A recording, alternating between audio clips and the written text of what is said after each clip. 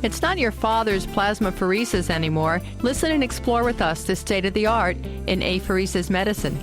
You're listening to ReachMD-XM 157, the channel for medical professionals. Welcome to the Clinicians Roundtable. I'm Dr. Shira Johnson, your host, and with me today is Dr. Sergio Torloni, Medical Director of Transfusion Medicine at Mayo Clinic in Arizona. Dr. Torloni has a specialty in apheresis and works with stem cell medicine as well. He is director of the coagulation laboratory, and he's on the forefront of pioneering medicine in this interesting arena. Today we're discussing the state-of-the-art in apheresis, which most of us first knew as plasmapheresis, but it's a whole new frontier today in preserving life in previously devastating diseases. We're honored to have you talk with us today, Dr. Torloni. Well, it's a pleasure to be here. So tell us a little about what apheresis entails and how you've seen that change in the last 10 years. Well, apheresis has changed the treatment of some diseases. It has become, of course, mainstay for treatment of thrombotic thrombocytopenic purpura, but it has also been used for other diseases that are antibody-mediated. And different now from what they were doing before? Well, for some diseases, yes.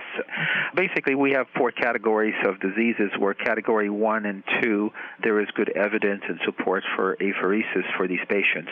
Category 3 has little evidence, little support, but it's not totally been elucidated if there is good effect or not. There's just not enough studies or very few cases reported. It doesn't mean that it does not work, or it does work for that matter.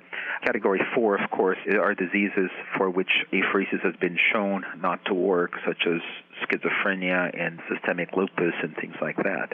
For Category 3, for instance, we do have some more studies going on right now that may qualify some of those diseases for the use of apheresis, such as drug overdose, for instance. Although this has been the domain of dialysis, there appears to be some application for drug overdose, recurrent focal segmental glomerulosclerosis, primary focal segmental glomerulosclerosis, hemolytic uremic syndrome, stiff man syndrome or stiff person syndrome, as it's known now, and some groups of patients who have systemic lupus have responded to this. So in this category, these are not written in stone, and this is an evolving topic. So I encourage listeners to follow up on these categories, because as more and more studies get done, some of these diseases may actually respond.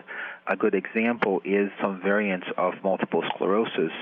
The relapsing, remitting variant has been shown in some cases to respond to plasmapheresis. This is not a definite use for this procedure, and definitely not all patients who qualify for this, but this is something that's been looked at this point. Now, in drug overdoses before, wasn't some type of plasmapheresis used for certain indications other than the ones that require dialysis, a different filter, a different chemical, or is this totally new?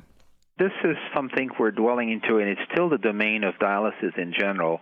Drugs that are susceptible for removal by plasma have a low volume of distribution, high plasma protein binding.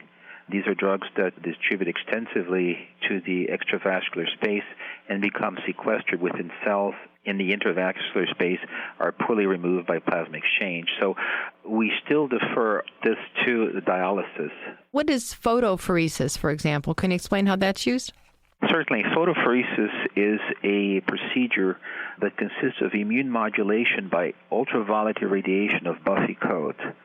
The patient is connected to a machine that's dedicated for this procedure. There actually is only one machine in the United States that's licensed for this. It's the Theracos.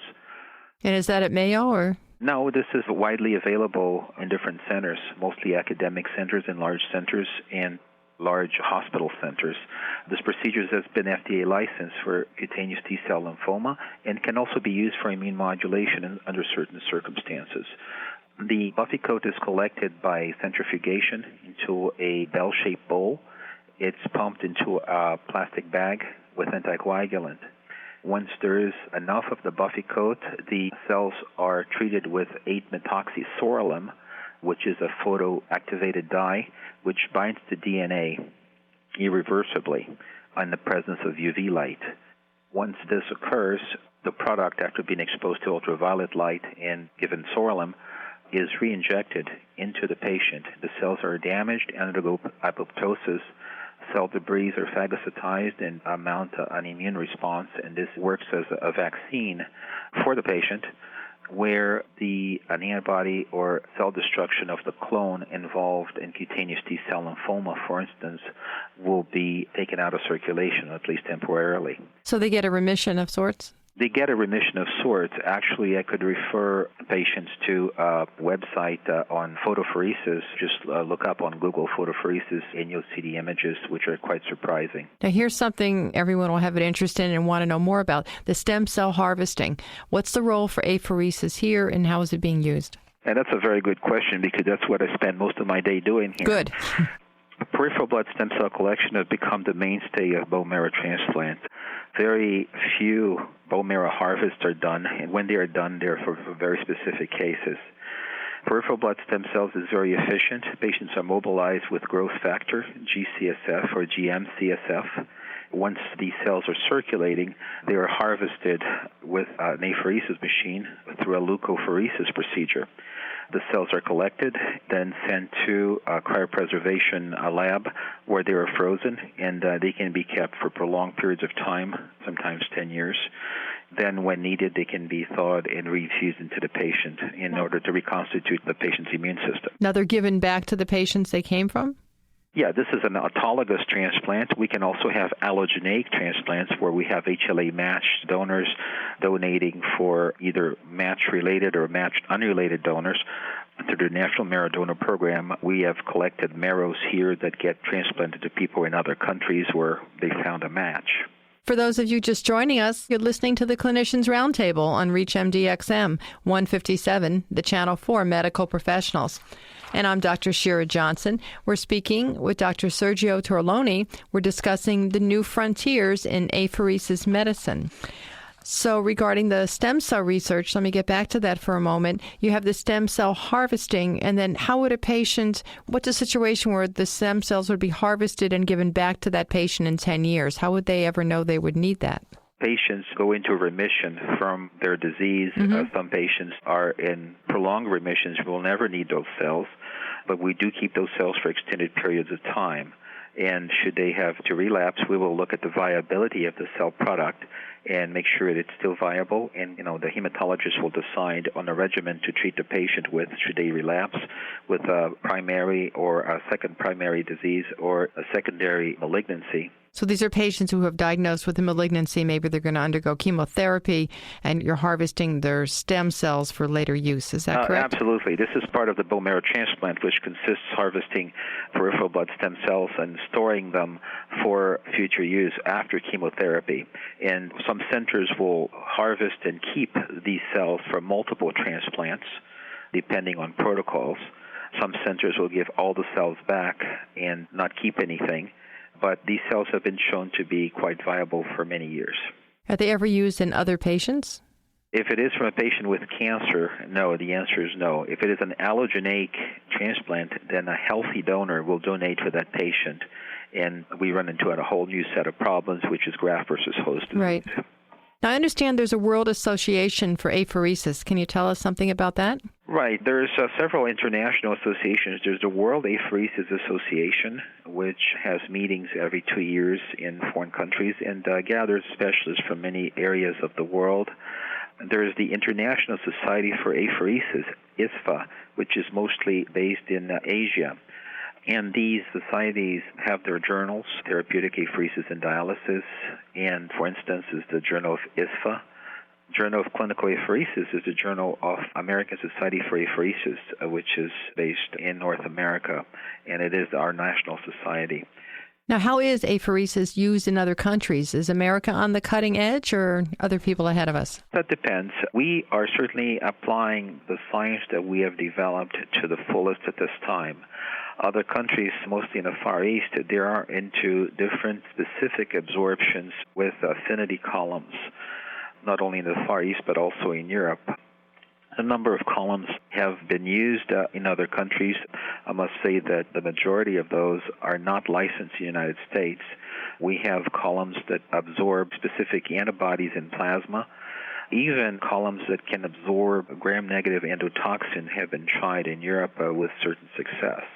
Does this type of medicine have a role in third world or developing nations? Well, the short answer is yes. Certainly everyone is entitled to this, but the financial situation of these countries, having been seen this firsthand, it is very difficult to have access to this unless patients are into a private insurance plan. Governments in third world countries do not offer, to my knowledge, access to apheresis. Now tell us about your work in this field at the Mayo Clinic. How rewarding is that for you? Well, being at Mayo Clinic, first of all, is a great honor for me. I did my fellowship at Mayo Clinic, and I was invited to come back and head the Division of Transfusion Medicine, apheresis, and then I got involved with coagulation here at Mayo Clinic, point-of-care testing, intraoperative salvage. So I do wear many hats here. It's been exciting. We are, of course, sought after by several companies that want to do studies, and we are currently involved in several studies that involve apheresis. Now, you mentioned intraoperative salvage. What's that? Intraoperative salvage is the use of recycling blood during surgery. Basically, the blood that used to go to waste with a surgeon using a sucker, a vacuum cannula to clear the field, that blood is recycled into a specialized machine which washes the blood and gives the blood back to the patient. So it's like an autologous transfusion during surgery. Is this done routinely? Is this for special circumstances? This is done routinely, especially in cardiovascular cases or in cases of liver transplants or cases where we are expected to have large blood loss. Large blood loss, right, makes sense. This area of hematology and pathology has been your passion for many years. Did you know that you would be doing this from the beginning? Actually not. I always planned, when I was in medical school, to be a cardiologist, but somehow I drifted into pathology. Well, so you'd have all the answers, right? Oh, well, yes, we have all the answers, but too late most of the time. But, I do dwell into the clinical world, and I find that exciting. After a brief stint in pediatrics in my past life, I do enjoy very much dealing with patients, and I spend most of my time actually dealing with patients. It's something that I just happen to fall into, and I enjoy very much making a difference in patients' lives through apheresis. Dr. Torloni, you've been extremely educational. You've been delightful to interview, and I want to thank you for being my guest today. Well, thank you very much for having me in your program. I've been speaking with Dr. Sergio Torloni of the Mayo Clinic, and we've been discussing the newest frontiers of apheresis medicine. And I'm Dr. Shira Johnson. You've been listening to the Clinicians Roundtable on ReachMD XM 157, the channel for medical professionals. To comment or listen to our full library of podcasts, visit us at reachmd.com. Register with the promo code RADIO and receive 6 months free streaming for your home or office. Thank you for listening.